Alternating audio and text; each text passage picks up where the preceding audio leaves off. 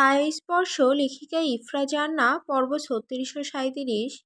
মহিলা ফজরের নামাজ পড়তে উঠেছেন, টিউবওয়েলে পানি নাই। রায়সাদের টিউবওয়েলে অজু দিতে আসছিল। তখনই রেজাকে বের হতে দেখেই ডাকলেন, ক্যাডা তুমি? রেজা দাঁড়ালো, উল্টো ঘুরতেই মহিলা নাক সিটকায়, তওবা তওবা, তুমি শামসুলের পোলা না? এই ভোর রাইতে এইখানে? মহিলা কথা শেষ করলো না। রেজা এলোমেলো চুল, ঠোঁটে কালো দাগ, সাথে গলার কাছে কামড়ের দাগ দেখে ঘটনা বুঝতে তার আর বেশি দেরি হলো না। তিনি আর কোনো উত্তরের আশা না করেই দ্রুত গিয়ে খপ করে রেজার হাত ধরে ফেললেন। তারপর চেঁচিয়ে সব লোক জড়ো করতে লাগলেন। একে একে সব বাড়ি হইতে মহিলা পুরুষ বেরিয়ে আসলো। সবার প্রথমেই মাতব্বরের বাড়ি। এত চেঁচামেচিতে মাতব্বর ও তার বউ বের হয়েই রেজাকে দেখলো। রেজার ঘটনা বুঝতে সময় লাগলো। যতক্ষণে সে নিজেকে বাঁচাতে কিছু বলবে ততক্ষণ মহিলা গলা ছেড়ে বলল, এই দেহ দেহ, ইসমাইলের ছোট মাইয়ার লাং ধরছি।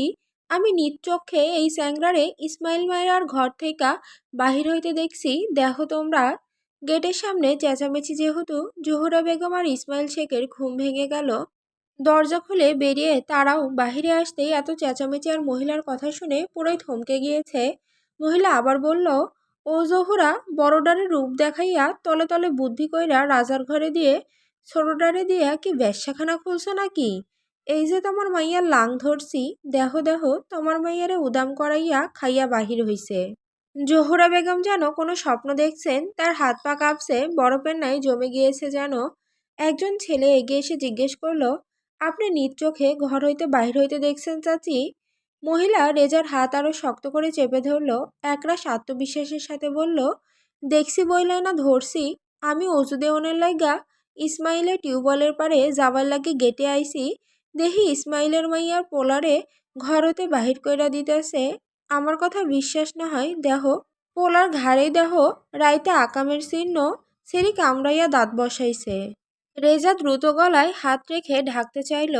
মহিলা একদলা থুতু মাটিতে ছুঁড়ে মেরে, সিসি জোহরা, থু, বাড়ির মধ্যে এসব খারাপ কাম চালাও তুমি, তাও নিজের মাইয়া দিয়া। এতক্ষণে মাতব্বর এগিয়ে এলেন। রেজার অবস্থার দিকে দেখে নিয়ে গেটের কাছে এলো। জোহরা বেগম তখনও নিশ্চুপ। মাতব্বর বললেন, এইসব কি জোহরা, তোমার মাইয়া কই? জোহরা কথা বলে না। আবারও মহিলা গলা ছাড়ে, এই কেউ এইডারে ধর, আমি ওই নদীরে বাইর কইরে আনি। দুজন ছেলে এসে চেপে ধরল রেজাকে। জ্বরে চোখ দুটো লাল রেজার, শরীরটাও টলছে। ছেলে দুটো ধরতেই মহিলা গেটের কাছে এসে বলল, সইরা খারান মাতব্বর সাহেব, আমারে যাবার দেন। মাতব্বর সরে গেল। মহিলা জোহরাকে পাত্তা না দিয়ে গটগট করে বাড়ির দিকে হেঁটে গেল। রাইসার ঘরের সামনে এসে জোরে জোরে কপাটে বাড়ি দিয়ে ডাকলো, এই সেমরি, বাইর হ, বাইর হ কইতাছি। সারা রাত লাঙ্গের লগে ফুর্তি কইরা এখন ঘুমাও নষ্টা চেংড়ি।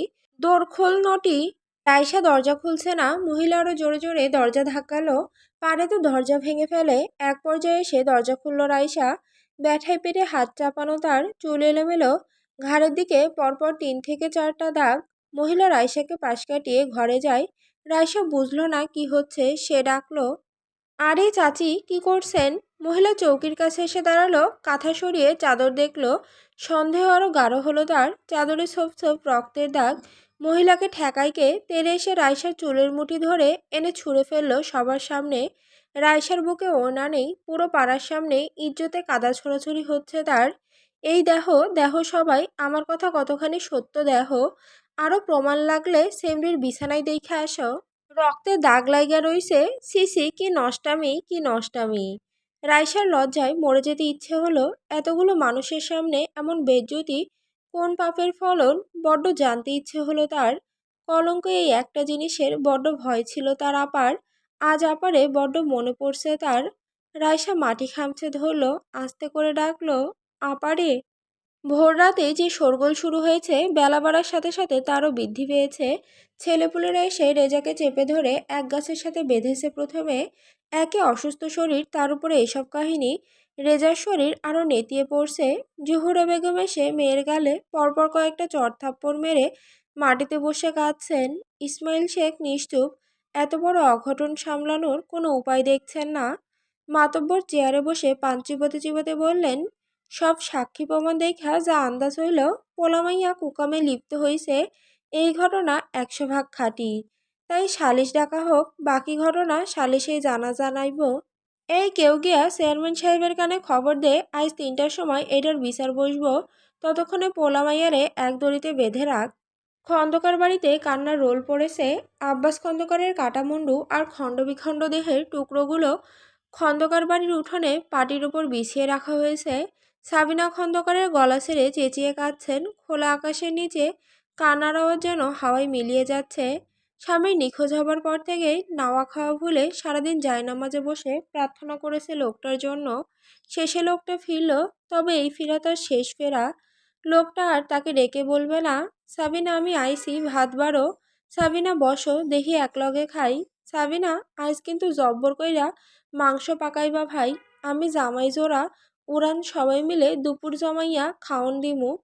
তাইব্বা লাশের পাশে বসে বারবার ডাকছে, আব্বা ওঠেন, আব্বা। কান্নার সাথে সাথে বারবার মাটি খামছে ধরছে। আজান ধরে রয়েছে মেয়েটাকে, তবে শান্ত হয় না। এই একটা মাইয়া খন্দকার বংশের সকলের বেশ আদুরে। আব্বাস খন্দকারের জান প্রাণ এই মাইয়া। ঘরের মাইয়া পর করবে না, তাই আজানের সাথে বিবাহ দিয়েছে পুরো পরিবার। আজান শক্ত করে ধরে রাখলো তাইব্বাকে। তাইব্বা রক্তে ভয় পায়, বরাবরই আজান খুন খারাপি থেকে দূরে রেখেছে তাকে। বাসায় একটা মুরগি জবাই হলেও এটা তাইব্বার চোখের সামনে হয় না, অথচ আজকে না, চোখের সামনে বাপের খণ্ড খণ্ড লাশের বীজ থেকেও ভয় নেই তার। কাটা মুন্ডুর উপরানো চোখের গড়িয়ে পড়া রক্ত দেখেও বলছে না, আজান ভাই রক্ত, আমি ভয় পাচ্ছি, সরাও। তাইব্বা খামচে ধরে আজানের বুকের কাপড়। ওরা আব্বারে মেরে ফেলছে আজান ভাই, আমার আব্বারে টুকরো টুকরো করছে, আমার আব্বাজানের কষ্ট লাগছে, মেলা ব্যথা পাইছে আজান ভাই। আজান আরো শক্ত করে নিজের বুকে জড়িয়ে নিল তাইব্বাকে। উড়ান এলো। প্রবেশদ্বার পেরিয়ে এসে প্রথমেই আজমাইল খন্দকারের পায়ের কাছে বসলো। আজমাইল খন্দকারের চোখে পানি। লোকটা চেয়ারে বসে একদৃষ্টে লাশের দিকে তাকিয়ে উড়ানদার দিকে তাকিয়ে ডাকলো, আব্বা। আজমাইল খন্দকার এক চুল নড়ল না। উড়ান আবার ডাকলো, আব্বা। উড়ান আজ প্রথম এক ভঙ্গুর লোককে দেখছে। শক্তধাসের আজমাইল খন্দকারকে আজ কাঁদতে দেখছে। উড়ানের চোখ লাল হয়ে ওঠে। চাচা জানের মৃত্যুর থেকেও বেশি পোড়াচ্ছে তাকে তার আব্বার নিশ্চুপ থাকা। উড়ান উঠল, হেঁটে এসে দাঁড়ালো লাশের পাশে। সাবিনার কান্না, তাইব্বার আত্মচিৎকার, সবকিছু নিশ্চুপে তাকিয়ে দেখলো। খণ্ডাংশ মাংসগুলোর দিকে তাকিয়ে থেকে উড়ান আস্তে করে হাঁটু মুড়ে মাটিতে বসে। অনেকক্ষণ সময় তাকিয়ে থেকে খণ্ডগুলো চোখের ইশারায় গুনে নিল। 8 খণ্ড করেছে দেহ, ফুসফুস কলিজা হাড় সব বের করে নেওয়া হয়েছে, বাদ যায়নি মাথার মগজটাও। উজান ঝুঁকে গেল, পাটিতে লেগে থাকা রক্তে হাত ছুঁয়ে তারপর গালে মেখে নিল। উড়ানের চোখ কোণ গড়িয়ে নোনা পানি গালে এসে স্থান নিল। রক্ত ধুয়ে যাবার আগেই সে বলল, আপনার মৃত্যুর থেকে ভয়ঙ্করভাবে খণ্ডিত করার মীরবাড়ির প্রতিটি মানুষের দেহ ভীষণ পরিমাণ কষ্ট দিয়ে কেড়ে নেওয়া হবে তাদের যান। মিলাই নিয়েন চাচা যান, আজ যেমন খন্দকার বাড়ির কবরস্থানে আপনার লাশে মাটি পাবে, ঠিক তেমনি মীরবাড়ির গোরস্থানেও একের পর এক খণ্ডিত লাশের দাফন হবে। আমরা প্রতিশোধ নিব চাচা যান, আপনার ভাতিজা মরে নাই। উজান উঠে দাঁড়ালো। আশেপাশে আর কারো দিকে না তাকিয়ে সোজা হেঁটে বাড়ির দিকে গেল। সাবিনা বেগম হুঁশ হারিয়েছে। আজান বাড়ির দুজন মহিলাকে আদেশ দিল নিয়ে যেতে। তায়েব্বাকে পাজকলা করে তুলে নিল সে। পুরো গ্রাম কেচ্ছা রটানো হলো। বেলা গড়ানোর আগেই লোকের মুখে মুখে চিৎকার পড়ে গেল। পুরো গ্রাম ভেঙে ভেঙে লোক আসতে, ধরা পড়া ছেলে মেয়ে দেখতে। কি লজ্জাজনক ব্যাপারটা। রেজার ইচ্ছে করলো সব ধ্বংস করে দিতে। তার জন্যে, শুধু তার জন্যেই বিনা দোষে বদনামি হচ্ছে একটা মেয়ের। এর থেকে বড় শাস্তি কি আর হতে পারে। লোকজনে ফিসফাস করছে, কেউ কেউ তো রাইসার বয়স নিয়ে টোন কাটছে। স্যা, নাক টিপলে মায়ের দুধ বাহির হইব সেটির উত্তেজনা দেখছো। একজন তো বলেই ফেললো, আমার ঘরের মাইয়া যদি এমন হইতো, ওই মাইয়ারে বিষ খাওয়াইয়া মাইরা দিতাম। রাইসা শুনলো সকলের কটু কথা। এটা যদি অন্য কোনো সময় হতো, রাইসা কি তাদের কথা শোনাতে ছাড়তো? বিন্দু পরিমাণ নয়। রাইসার হাসি পেল। হাসি পেল বলতে হেসে উঠল। বুকে ওড়না নেই, গায়ে মাটি, কোকড়ানো চুলগুলো এলোমেলো পিঠে। রেজা অবাক হলো, মেয়েটা হাসছে, অথচ সময়টা কান্না করার। রাইসা না তাকিয়েও বুঝলো রেজা অপরাধ বোধে ভুগছে। লোকটার দোষ নেই, সত্যি দোষ নেই।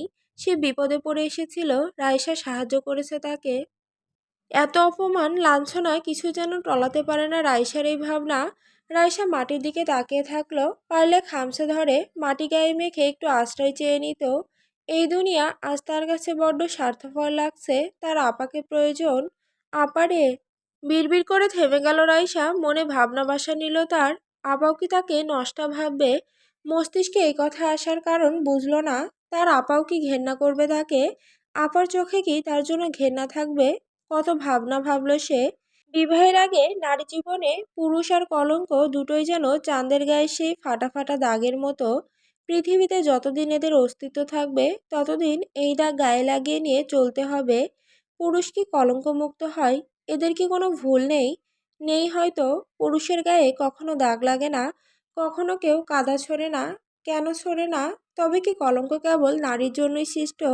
রাইসা সকল ধিক্কার মাথা পেতে নিল। অতঃপর ভাবল, এই ছোট জীবনে পৃথিবী তাকে বড্ড একটা উপহার দিল।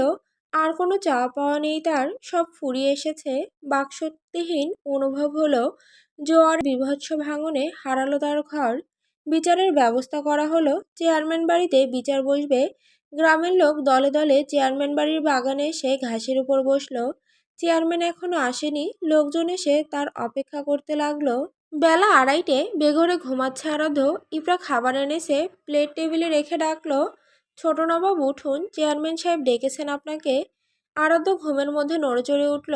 ইফরার গায়ে মৃদু ধাক্কা দিয়ে তাকে আবার ডাকলো, উঠুন।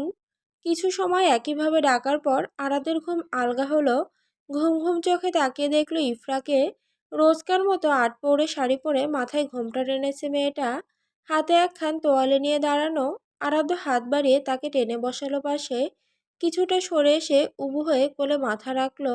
ইফরা বলল, আহ্লাদ করা হলে উঠে পড়ুন, আব্বাজান ডেকেছে আপনাকে। বাগানে সালিশি আছে আজ, আপনি আমন্ত্রিত।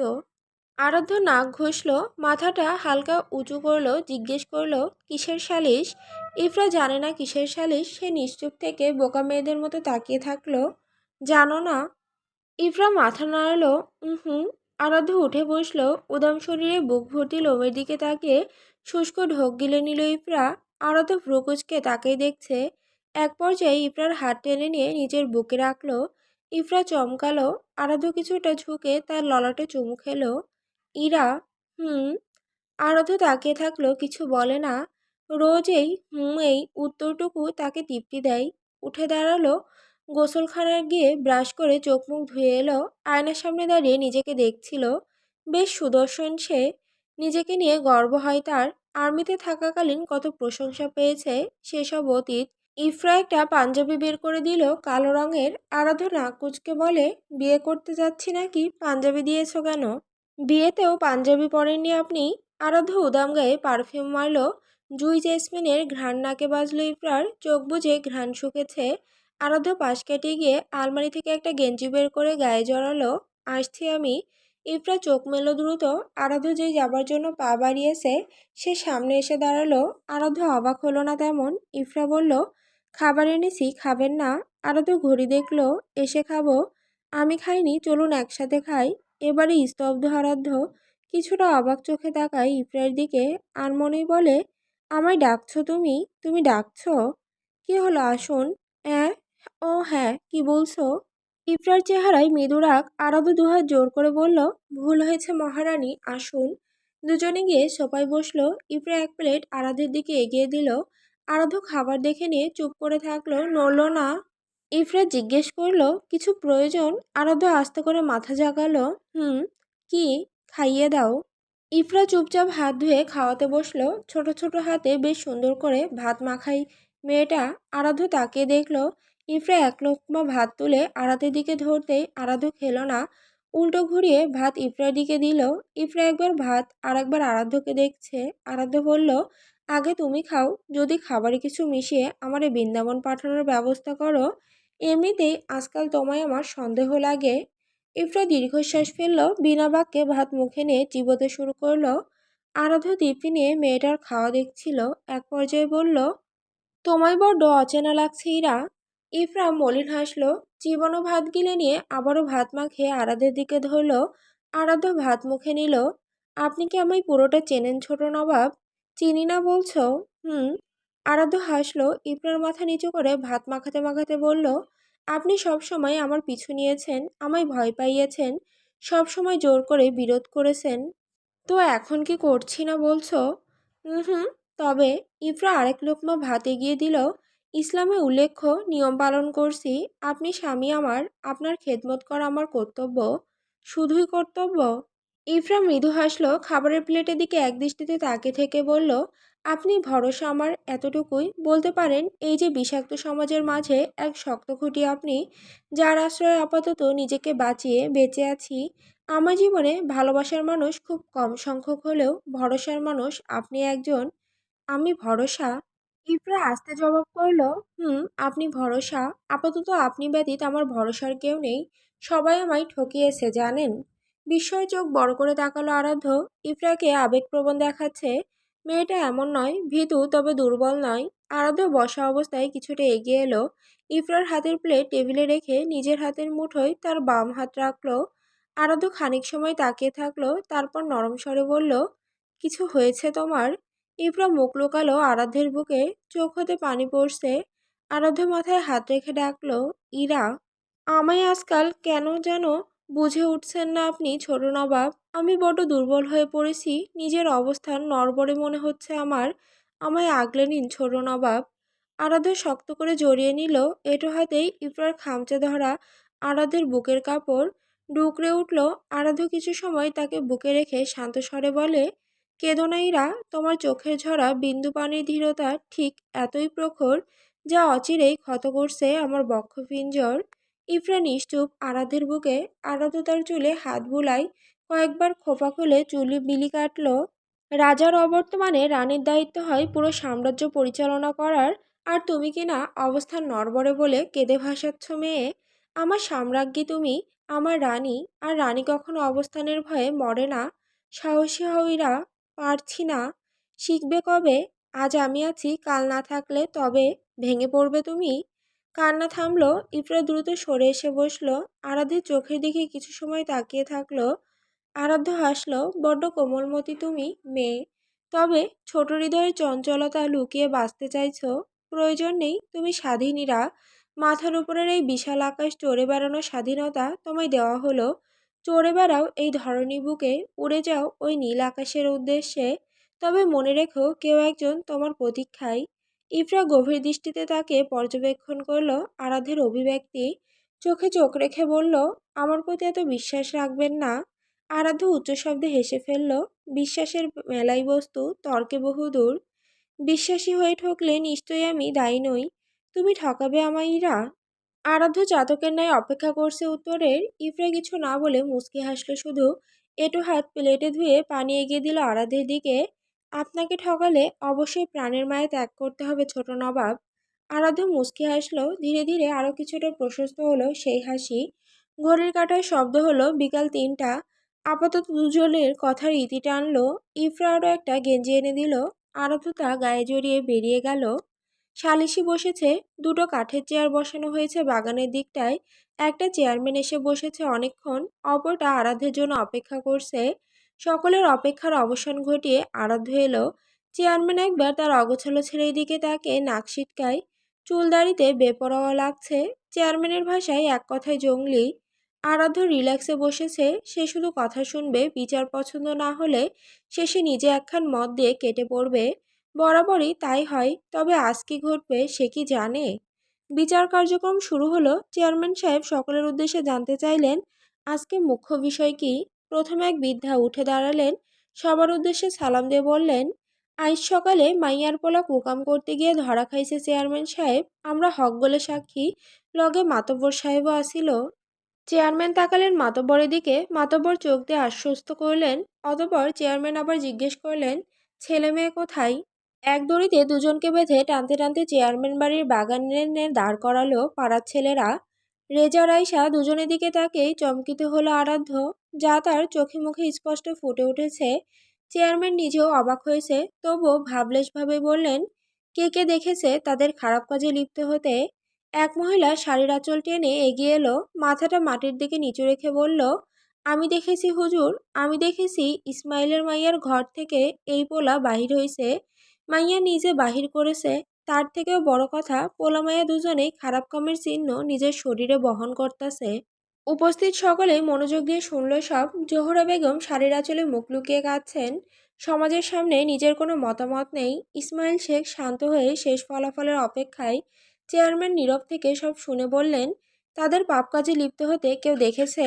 উপস্থিত সকলেই নিশ্চুপ। এ কাজে কেউ তাদের দেখেনি। তবুও মহিলা নিজেকে ঠিক রাখতে বলল, আমি মাইয়ারে ঘর থেকে টাইনা আনবার সময় মাইয়ার বিছানায় রক্ত দেখছি। রায়সার শরীর ঝাঁকুনি দিয়ে উঠল। নিজের প্রতি ঘৃণা হতে শুরু করেছে তার। ভালো হয়েছে তার আপা নেই। আপা থাকলে নিশ্চয়ই এসব শুনে রাইসাকে ভীষণ খারাপ ভাবত। রক্তের কথায় মুখ খুলল আরাধ্য। রক্ত দেখে আপনি নিশ্চিত তারা পাপাচার করেছে? মহিলা বলল, জুয়ান পোলামাইয়া রাইতে এক ঘরে আসিল, তার উপর বিছানায় রক্ত, তাইলে কেন মানমু না তারা কুকাম করছে? শুধু কি কুকামেই রক্ত পড়ে? হাত কাটলে কি তাইলে পানি বাহির হয়? মহিলা ভরকালেন। আরাধ্য এবার রেজার দিকে তাকিয়ে প্রশ্ন করল, রুদ্রনীল, তুমি রাতের আধারে শেখ বাড়িতে কেন গিয়েছিলে? তবু এই মেয়ের ঘরে যথাযথ কোনো কারণ বলতে পারবে? রেজা মাথা নিচু রেখে বলল, দক্ষিণ পাড়ার লোকের আক্রমণ হতে বাঁচাতে আমি, ইরফাত আর আরও দুজন সহকর্মী প্রাণ বাঁচাতে ছোটাছুটি করছিলাম ছোট নবাব। এক পর্যায়ে আমি আর ইরফাত পড়ে গিয়ে আহত হই। রাতের আধারে নিজেদের বাঁচাতে চারজন চারিদিকে ভাগ হয়েছি। উপায় না পেয়ে প্রথমে মাতব্বর বাড়ির দরজায় দাঁড়িয়ে সাহায্য চাইলে কেউ দরজা খোলেনি। তখনই আমি সাহায্য নিতে শেখ বাড়িতে গিয়েছি। তবে দুটো ঘরে কে কোথায় ছিল জানা নেই আমার। এক দরজা ধাক্কাতেই রায়সা দরজা খুলেছে। আমি শুধু প্রাণ বাঁচাতে আশ্রয় নিয়েছি। তার যথাযথ প্রমাণস্বরূপ আমার দেহের ক্ষত ছোট নবাব। সকলে মনোযোগ দিয়ে শুনল। আরাধ্য এবার উঠে গিয়ে দাঁড়ালো মহিলার কাছে। অতঃপর বলল, নিজের প্রাণ বাঁচাতে অপর ঘরে আশ্রয় নেওয়া কোনো অপরাধ নয়, তাই না চাচি? মহিলা দমল না। আরাধ্যকে পাশ কাটিয়ে চেয়ারম্যানের উদ্দেশ্যে বলল, সে আশ্রয় নিয়েছে, তাহলে ছেলে মেয়ে দুজনের গলায় কামড়ের দাগ কেন হুজুর, জিজ্ঞেস করেন। আরাধ্য সঙ্গে সঙ্গে উত্তর করল, কামড়াকামড়ি করেছে তাই হয়েছে। এই প্রশ্নের আবার উত্তর প্রয়োজন নেই। এবারে মুখ খুলল মাতব্বর। ভরা মহলে উঠে দাঁড়িয়ে বলল, মাফ করবেন ছোট নবাব, রেজা আপনার সঙ্গী, এইটা আমরা হক বলে জানি, তাই তারে না বাঁচাইয়া নিরপেক্ষ বিচার করেন। মহিলা চেঁচিয়ে উঠল, পোলামাইয়া নষ্টামি করেছে, এই মাইয়া একটা বেশ্যা। এই বেশ্যা আর তার পরিবারে আমগো সমাজে রাখুন যাইব না চেয়ারম্যান সাহেব। আরাধ্য কান চুলকাতে চুলকাতে আবারও চেয়ারে গিয়ে বসলো। এবার আরও একজন পুরুষ দাঁড়িয়ে বলল, কথা সত্য চেয়ারম্যান সাহেব, এইসব নোংরামি আমগো সমাজে রাখা যাইতো না। আইজ এক পোলার লগে শুইছে এই মাইয়া, আবার পরে আর এক পোলার লগে শুইতে কতক্ষণ? এদের এক ঘরে করেন চেয়ারম্যান সাহেব। এই কি কও সবাই, এই নড়ির লগে এক সমাজে তোমরা থাকবার চাও? মুহূর্তেই সকলে হৈ হৈ করে উঠল। শেখ পরিবারকে এক ঘরে করতে আর্জি করছে। মাতব্বর বলল, ইসমাইলের পরিবারের লগে আপনার আত্মীয়তা বইলা আপনি তা করে বাঁচাইতে পারেন না চেয়ারম্যান সাহেব। আরাধ্যের ভাবভঙ্গিমা ঠিক বোঝা গেল না। এবার মহিলা ধৈর্য ভাঙল। মাথায় শাড়ির আঁচল ফেলে কোমরে প্যাঁচ মেরে ডাকলো, এই চুনকালি নিয়ে আয় কেউ, এই নটিরে চুনকালি দিয়া চুল কাটতে হইব। রেজার রাগে শরীর জ্বলছে। মহিলা হাতে কালি নিয়ে রাইসার দিকে যাচ্ছে। পাশ হতে এক বৃদ্ধা বললেন, ভালো করে ঘুইসা ঘুইসা কালি লাগাও দেহি, এই কলঙ্কিনীরে যৌবন জ্বালা এক্কেরে দমাইয়া দাও। মহিলা রাইসার কাছে এসে দাঁড়ালো। তবে কালি লাগানোর আগেই রেজা গর্জে উঠল, ওরে কেউ ছুঁয়েও দেখবেন না, কালি লাগানো তো দূর। রাইসার হৃদযন্ত্র স্তব্ধ হয়ে গেল। সে পূর্ণ দৃষ্টিতে রেজাকে দেখছে। পরিবেশ শান্ত হয়েছে কিছুটা।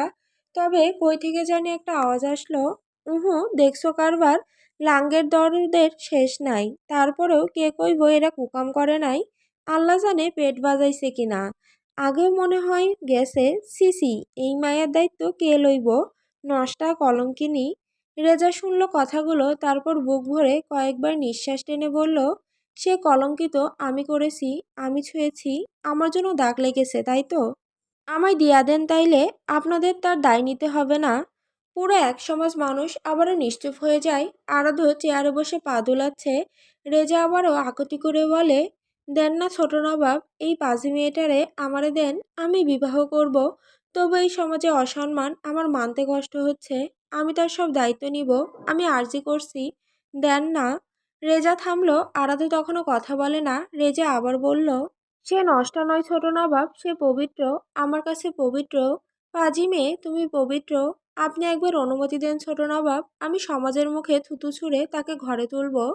চেয়ারম্যান আরাধ্যের দিকে তাকে উত্তরের আশা করল। তবে আরাধ্য কিছুই বলছে না। এদিকে উত্তেজিত জনতাও উত্তরের অপেক্ষা করছে। চেয়ারম্যান নীরবতা ভাঙলেন।